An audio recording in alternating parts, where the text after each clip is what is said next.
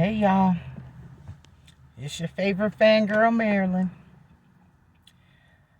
I don't even know what I am planning on saying. All I know is I have been hemming and hawing, jacking and John. No, we quit. For the last 2 weeks, really, I've made videos, I've posted them, I've taken them down. I know that this is what I'm supposed to be doing. I've had so many signs and so many confirmations. But I tell you what, I know y'all know. Life, bruh. Life. It's holiday time. And,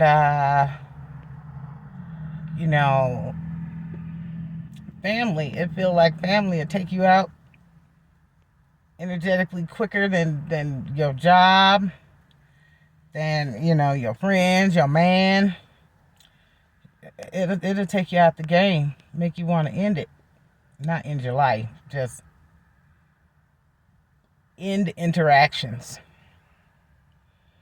And it's like, it's hard. I call myself getting serious about this again. I've been doing this, starting and stopping and revamping and not actually getting nothing done for the last 2 years. And I have this idea, I have that idea. But will people want to hear it? Won't they want to hear it? And then, I'm a life coach, so then I'll do the talking, right? Same talking I do to my clients. I'm like, your people. Your people are out there, and you just got to step out in faith. And you know what? I'm serious when I say it. I'm not running game. None of that. And then I started watching Dash. And I don't know how many of y'all watch her. I think a lot. But I started watching Dash. And, her energy is so inspirational. And I'm thinking, what is it about Dash that has got me so pumped up? There's a lot of motivational speakers that I like. And then it hit me like a ton of bricks. I used to be Dash. I don't know when I stopped being that kind of person. I mean, that kind of high energy. The person that people want to follow because they're at least trying. They're getting it right because they're being authentic. And I'm watching her grow her channel. And I'm watching her be transparent. And I realize I'm late to her party. There's people that have been watching her for a very long time. But I'm just so gung-ho. And I'll watch the videos. And I'm getting her introductions. And she's, giving hints and tips on how to go about, having a successful channel and growing a successful channel. And as soon as I get off, I'm excited. There I am at my computer and I'm researching. And I'm researching. And I'm researching. And I'm searching some more. And I'm going to research until I done researched myself into paralysis. And I just got to be honest. I got a million excuses. And I'm like, why? I got a million excuses. And the more excuses I have, the higher my anxiety gets. And the harder I push. And I'm like, well, maybe this ain't it. But I know this is it. Whatever comes of it. I know this is what I'm supposed to be doing. I've been talking since I was 1. I've been very fortunate to be in some really great rooms and meeting some really great people. And I've stopped myself. And then I think we all know the challenges that come with family. And I have adult children. and each of them have their challenges. And I tell you, being a black woman, trying to manage myself while trying to relinquish control of the lives of my children has been one of the most intense things that I have ever attempted to do. And it needs to be done because my kids are actually not children. I mean, my youngest one is 20, but that's not technically a child. And I had to be, I had to be honest. Fear, I think, is what motivates me as a black mom. My fear of letting go is deeply steeped in, if I let them go, who will pick them up? Will it be drugs picking them up? Will it be violence picking them up, shutting them down? Will it be just bad decisions? And you know what? I got to live my life. I'm an only child with a single mom, just like I'm a single mom. And I did okay, but life was so different. I had a posse who, when I was acting up, I was on their last nerve. Believe that. There's some stories, but thank goodness there's no video. But, I say that to say this. We really have to learn to take care of ourselves. And as hard as it is, it's a must. We have to take a beat. We have to keep trying because the devil is busy. Okay? And I'm far from a traditional Christian, but that's how I was raised. So I do jump back into certain colloquialisms, or however you pronounce that, because that's my set point. But I think this is going to sound messed up. Sometimes when you have a big purpose, there is energies out there that will do whatever they can to stop you. And what better thing to use to stop you than the people you personally brought into this world?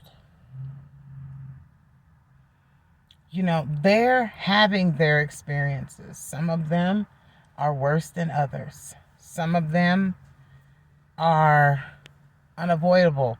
Some of them would have been avoidable. It runs the gambit for everybody. Everybody's got a story, and every story is valid. Too many therapists running around here that aren't allowed to actually help anybody, making people feel invalid. But, sometimes your kids get on your nerves. Sometimes your kids drain your very being. And all that does is slow you down. Because if you were truly standing in your power and in your strength, you actually would be able to cope and deal much better. If you really took the time to build your life,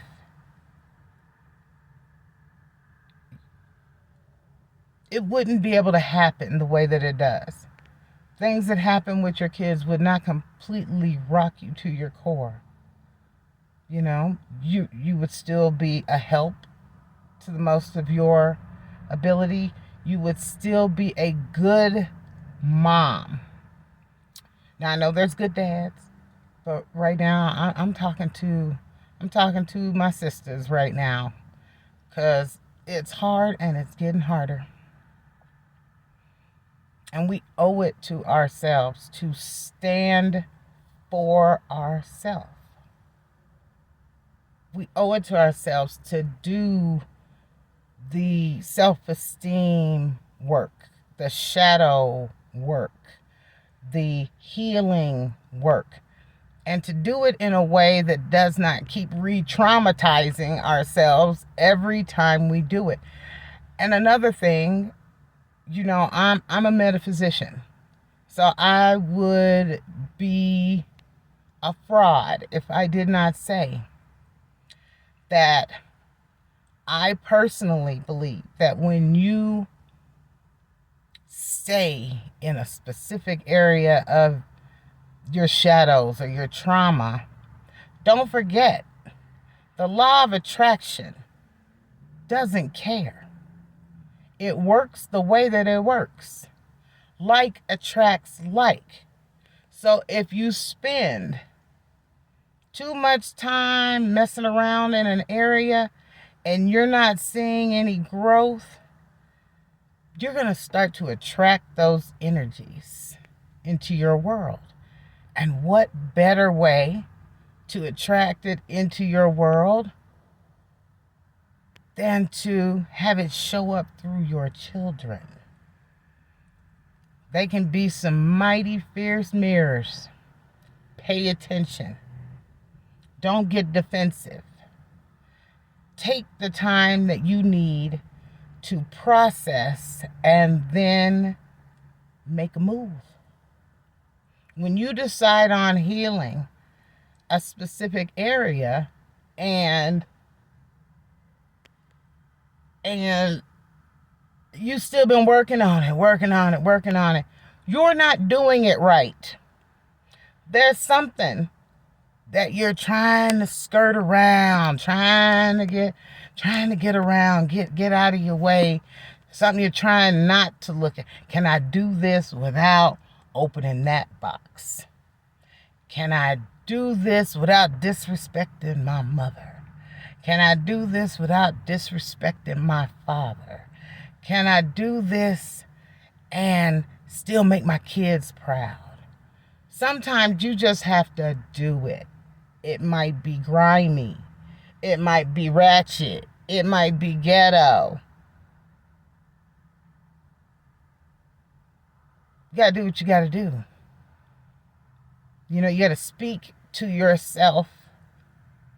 You got to speak life into yourself. And you need to speak it in a voice that you can receive. I can talk to y'all all day. I can give you the tools. I can do whatever. But at some point, something in your spirit has to rise up and has to speak to you in a voice that you can hear. And the voice of healing is your voice. I don't think people realize therapists. I am a proponent of therapy. Absolutely. Especially if there's just, some things you need to understand, wrap your head around.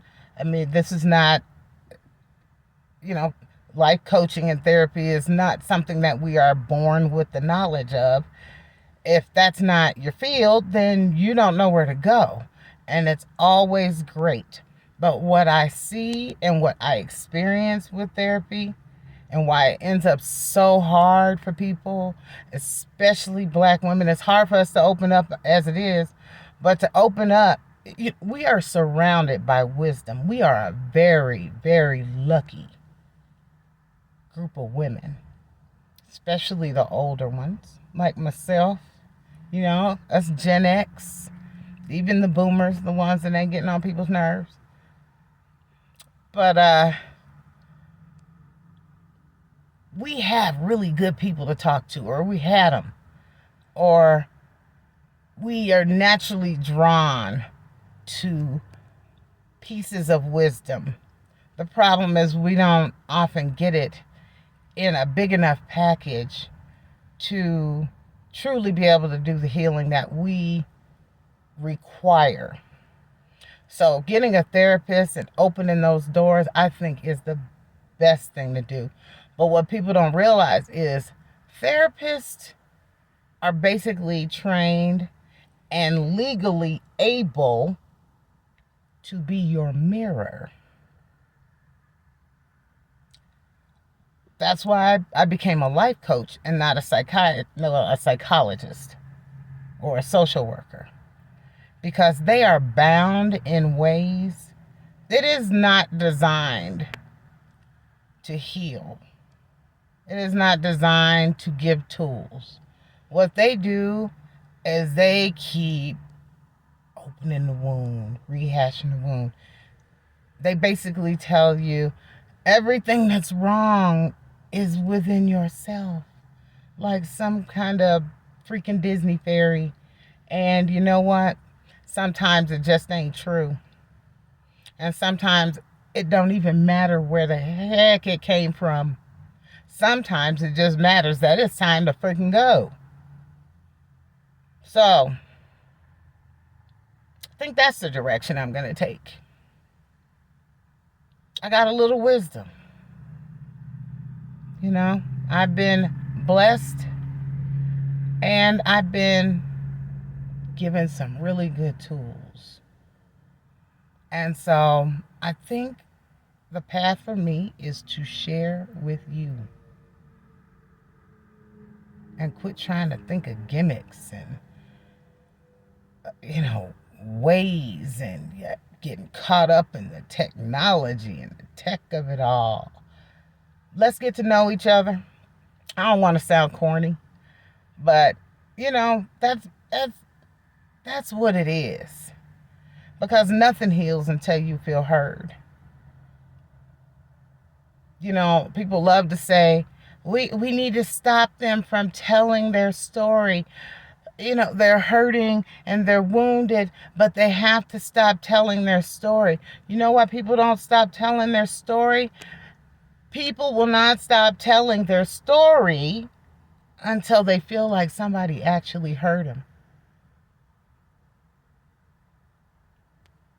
Period. If they're still telling it, then they haven't been helped. Not they keep telling it, so and I can't fix it. 'Cause I can't fix it, so they must be broken. No, you can't fix it because you have the wrong voice.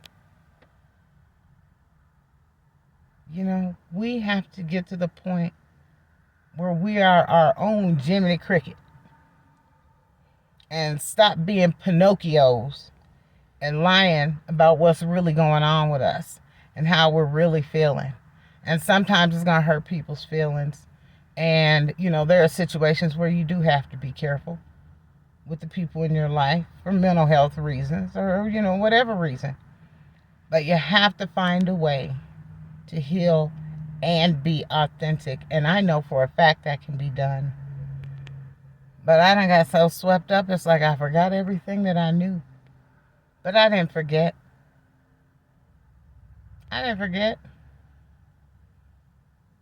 just had on the wrong prescription of glasses. So now I got the right prescription. And I can see. So, let's chop it up and see what we saying. All right. Love y'all.